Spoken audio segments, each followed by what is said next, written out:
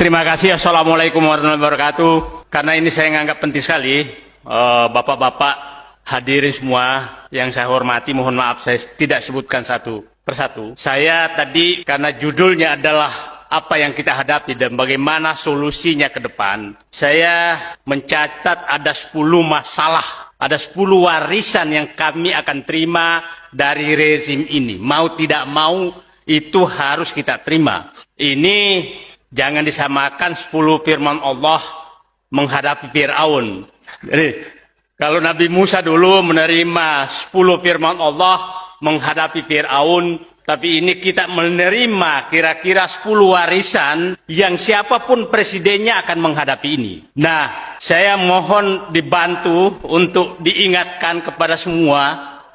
Pertama adalah, wahai penguasa, kau sudah membuat utang meroket. Kalau Bung Karno dulu membuat, Pak Harto dulu membuat utang, itu hanya 0,047 triliun per hari. Pak Harto, Pak SBY 0,37 triliun per hari. Pak Jokowi itu 1,7 triliun per hari.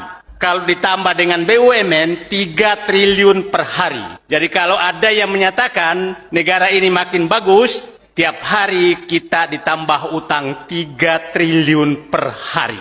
Itulah yang ditinggal, yang akan diterima oleh presiden siapapun nanti. Dan perkiraan saya, utang kita ditambah BUMN kira-kira akan sampai 2024, mungkin sekitar 16 sampai 17 ribu triliun. Itulah utang. Yang kedua adalah, rezim ini telah memindahkan kekuasaan dari rakyat kepada oligarki. Itu yang sangat prinsip. Rakyat tidak lagi bisa sebagai penguasa karena semua bisa dibayar dan dipecah belah. Jadi tadi utang, yang kedua penyerahan kekuasaan dari rakyat kepada oligarki, dan yang ketiga adalah korupsi, kolusi, dan nepotisme. Tidak tanggung-tanggung kalau Pak Harto 30 tahun baru berani memunculkan anaknya sebagai calon menteri. Kalau ini hanya 3 tahun sudah muncul anak dan menantu. Hebat. Jadi memang kolusi, korupsi, dan nepotisme maju dengan pesat. Yang keempat adalah infrastruktur yang mangkrak dan tidak layak. Itu kita akan terima sebagai warisan yang sangat berat. Tidak mangkrak dan tidak layak itu akan banyak sekali terjadi. Bandara, jalan tol, pelabuhan, dan lain-lain akan kita terima. Dan kita akan menyicil utang tersebut. Kita sudah merasakan dengan kereta api cepat, maka harga tiket kereta semua naik. Dan itu juga akan terjadi di tempat-tempat lain. Nanti akan naik semua karena beban utang yang sangat besar. Ya, beban daripada infrastruktur yang mangkrak itu. Karena setiap mangkrak maka dibebankan ke yang lain.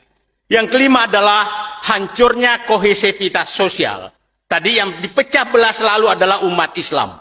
Dan itu sedang dihancurkan. Siapapun yang tidak menjilat penguasa, maka dicap radikal, kadrun, teroris. Itulah cap yang diberikan kepada orang-orang bukan penjilat. Mungkin saja nanti yang rombongan tadi yang datang dari Sumatera, dari Jakarta ke sini, yang menemani Pak Gatot, ini istilah saya rombongan manusia-manusia bernyali. Datang ke Sumatera Barat, mungkin saja pulang bahwa inilah rombongan manusia kadrun. Itu pasti diberikan oleh mereka. Tapi nggak apa-apa, kita terima saja gelar-gelar itu. Tapi saya menyatakan, rombongan Pak Gatot yang dikomandani Pak Bahtiar Hamzah adalah rombongan manusia-manusia bernyali untuk ketemu orang-orang yang mendirikan NKRI ini di Sumatera Barat. Yang keenam adalah ketidakadilan. Ketidakadilan ini sangat nyata dihadapi oleh kami. Tadi Pak GN menyebutkan ada 3 narapidana, yaitulah korban ketidakadilan. Tapi bangga sebagai narapidana. Saganda Nainggolan, Anton Permana, dan Jumhur Hidayat. Itu tegak menghadapi, dan itulah kita pahami betul hari dan jam yang sama mereka dicokot untuk dibawa masuk ke penjara. Tapi insya Allah suatu saat orang ini akan tampil sebagai penyelamat NKRI. Ketujuh adalah kemiskinan. Kita miskin betul di mana-mana. Nah, angka kemiskinan naik tapi utang bertambah. Terus uang itu kemana? Kemana uang 7.700 triliun tambah BUMN sekarang sekitar 14 ribu triliun. Uang itu kemana? Masuk kantong kah? Nah, yang kesembilan adalah ketimpangan sosial. Yang tadi diceritakan sangat timpang sekarang. Orang kaya makin kaya, orang miskin makin miskin. Dan datanya tidak bisa dibantah. Saya pikir yang mengikuti Twitter saya pasti paham terus karena saya selalu keluar dengan angka-angka. Yang kesembilan adalah penjualan sumber daya alam. Maka saya katakan, negara ini hanya bisa diselamatkan kalau pergantian rezim dari mental kacung kepada orang-orang yang bernyali. Itu saya pikir yang kita harus tanamkan selain kebersamaan.